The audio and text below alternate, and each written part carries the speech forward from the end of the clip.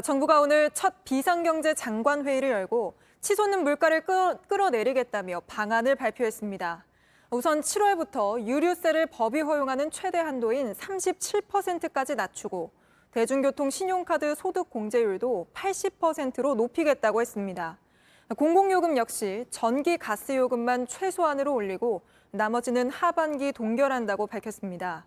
또 가격이 불안정한 감자, 양파의 비축 물량을 푸는 등 먹거리 물가를 잡을 방안도 내놨는데요.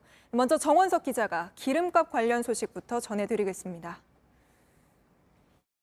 유류세는 교통세와 교육세, 주행세를 합친 금액에 부가세 10%를 더해 이뤄진 세금입니다. 가장 큰 비중을 차지하는 교통세를 조정하면 유류세 전체 금액을 조정할 수 있습니다. 정부는 현행법상 유류세 인하는 30%가 한도여서 교통세를 낮춰 실질 인하율을 높이기로 했습니다.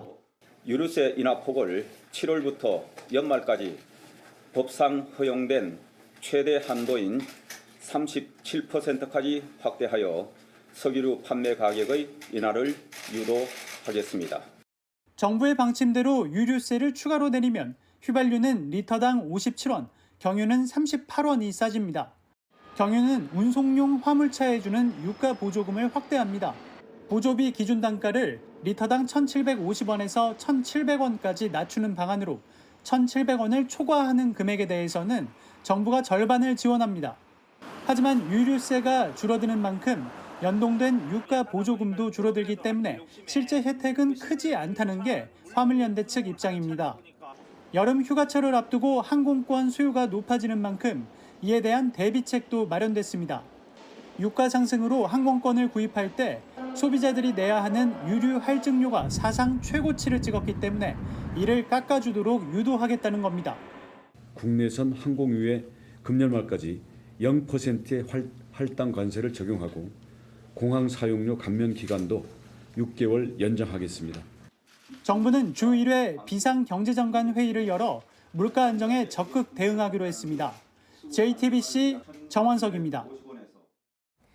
여름철 가장 걱정인 건 아무래도 전기요금인데요. 지난달 기준 이미 1년 전보다 10% 가까이 가파르게 올랐는데 다음 달 또 인상을 앞두고 있죠. 정부는 전기 가스요금 올리는 건 최소화하겠다고 발표했습니다. 그럼 얼마나 오를지 이어서 공공요금 관련 소식은 구혜진 기자가 보도합니다. 한 목욕탕 보일러실. 통나무를 떼 욕탕물을 데웁니다. 연료는 나무 펠렛입니다. 가스 보일러는 멈춘 지 오래입니다.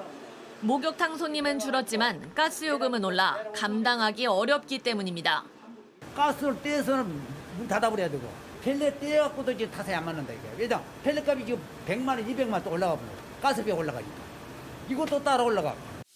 전기요금도 올랐고 상수도요금까지 오르면 목욕값을 올리지 않을 수 없습니다. 4분의 1이나 5분의 1 정도 그냥. 그러니까 손님이 없다는 거지. 아침 4시면 문 열면은 저녁 8시까지 불을 켜야 돼요. 그 전기를 낭비하고 있지 사업자가. 지난달 기준 전기와 가스, 수도 물가는 1년 전보다 9.6% 올랐습니다. 2010년 1월 집계를 시작한 이후 최고치입니다.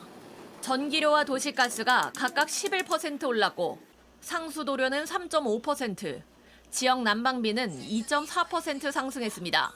공공요금이 5월 물가 상승을 견인한 걸로 분석됩니다. 추가 인상 압박도 상당합니다. 가스공사가 1분기에 가스를 공급해 6조의 손해를 봤고 한전의 같은 기간 적자는 7조 8천억 원입니다. 모두 다음 달 요금 인상을 앞두고 있습니다. 가스요금은 LNG 원료 가격 폭등으로 인해 정산 단가가 지난달 메가줄당 0원에서 1.23원으로 올랐고 다음 달에는 1.9원, 10월에는 2.3원으로 오릅니다.